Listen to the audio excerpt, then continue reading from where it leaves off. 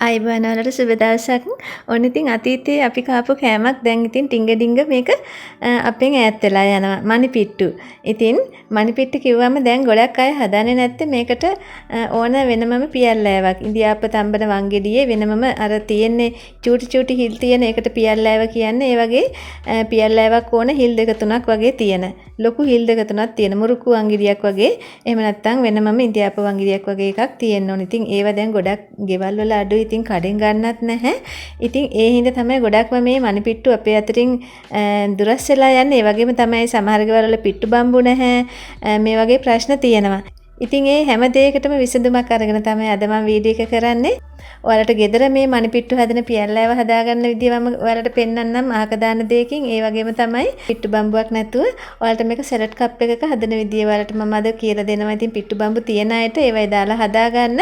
නැතිනම් මේ විදියට හදාගන්න පුළුවන්. ඉතින් ගොඩක් ලේසියෙන් හදාගන්න පුළුවන් අපේ නෑත් වෙලා යන රසවත් කෑමක්. අපි යමු දැන් වීඩියෝ එක බලන්න.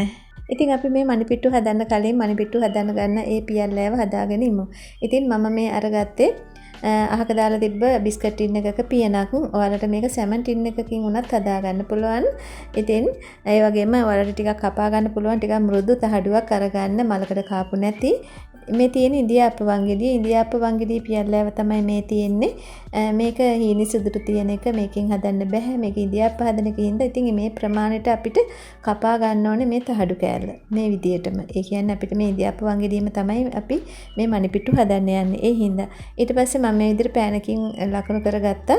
ඇඳගෙන ඊට පස්සේ කපා ගන්නවා. කපා ගන්න බෑ මේක ධාරි ටිකක් හයියයි පියනේ වටේට. මම මැද්දෙන් හිලක් විදලා ඊට පස්සේ කතරක් දාලා තමයි වටේට කපා ගන්න යන්නේ. ඉතින් ටිකක් හයිය කතරක් තියෙනවා නම් මේ විදිහට කපා ගන්න පුළුවන්. ඉතින් මේ විදිහට වටේටම මම කපා ගත්තා. කපාගෙන ඊට පස්සේ දාලා බලන්න දාන්න පුළුවන්ද කියලා.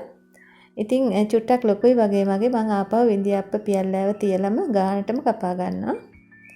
ඉතින් ඔයාලා මේ වගේ ඔයාලට ඉන්දියාප්ප හදන එක වුණත් හදාගන්න පුළුවන් නැත්තම්.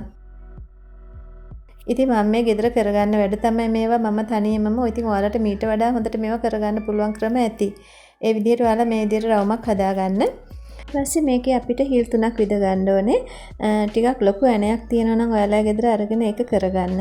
මම ලකුණු කරගන්නවා හිල් විදන ප්‍රමාණය මේ විදිහට. ඊට පස්සේ මේ විදිහට මම හිල් විදගෙන ආවා. මේ තියෙන්නේ මේ සයිස් එකට වගේ විදගත්තම ඇති. ඔයාලට ලොකු ඇණයකින් මේක කරගන්න පුළුවන්. පරාල ඇණ කියලා තියෙන්නේ. ඒකකින් මේක කරගන්න පුළුවන්. ඊට පස්සේ සෝදලා ඒක අයින් කරලා තියාගත්තා මම. දැන් ඉතින් ඔන්න මනි පිට්ටු වංගෙඩිය හරි. දැන් මම පිටි ටික අනා ගන්නයි යන්නේ. දැන් මම ඉන්දියාප්ප පිටි පැකට් එකෙන් ටිකක් දා ගන්නවා මේකට.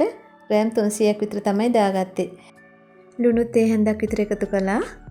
මේකේ දාන්න කියලා තියෙන ඇල් වතුර මේකට. ඒ හින්දා මම ඇල් වතුරෙන් තමයි අනාගන්නේ. ඔයාලට මද රස්නේ උණු වතුර ගන්නත් පුළුවන්. ලා රස්නේ උණු වතුර ටිකක් ගත්තොත් හොඳට අපිට මේක මෙලකට හදා ගන්න පුළුවන්. ඊට පස්සේ මේ විදිහට ටික ටික දාලා දෙයට කලවම් කරලා අතේ නොඇලෙන පදම එනකම් මේක හදා ගන්න ඕනේ. ගොඩක් දිය වැඩි කරගන්න එපා. එතකොට අපිට මනි පිට්ටු වක් කරගන්න අමාරුයි. කැඩි කැඩි තමයි වැටෙන්නේ. ඉතින් මේක රතු කැකුළු හාල් පිටි එකක්.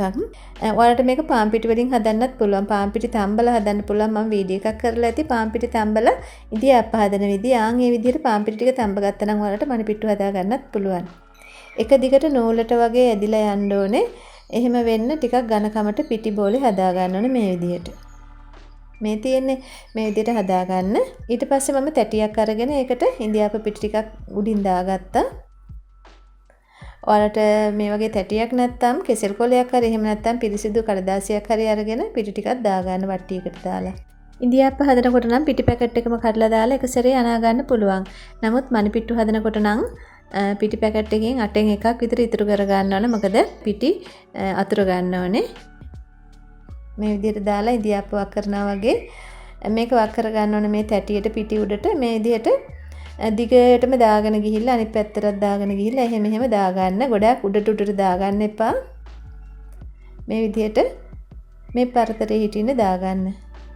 ඊට පස්සේ මේ විදිහට දාන්න පුළුවන් තරමක් දාලා උඩින් තව චුට්ටක් පිටිය ගන්න ඕනේ. මොකද අතේ ඇලෙයි කියලා තමයි එහෙම කරන්නේ. ඊට පස්සේ හොඳට අතින් මේ විදිහට කඩා ගන්න ඕනේ. අත ඇඟිලි තද කරන්න එපා මේක පොඩි වෙනකන්. නිකන් ලාවට අල්ලලා තමයි මේක හිමීට හොලලා බත්තට වගේ කැඩෙන සයිස් එකට හොලලා මේක කඩා ගන්න. මේ විදිහට. ඔයාලට පේනවනේ මම කරන විදිහ ඒ විදිහට තමයි කරගන්න ඕනේ. ඊට පස්සේ මේකේ තියෙන අමතර පිටි ටික මම පෙනේරකින් මේ විදිහට හලා ගන්නවා. මේ විදිහට හලලා අයින් කරගන්න පිට්ටු ටික. ඊට පස්සේ පිටි ටික ආපහු තුනී කරලා නැවත වක් කරගන්න පුළුවන් පිට්ටු මේ විදිහට. ඊට පස්සේ නැවතත් ඒ විදිහටම කරගන්න. මේ විදිහට පිටි ටික ඉවරනකම් ඔයාලට කරගන්න පුළුවන්.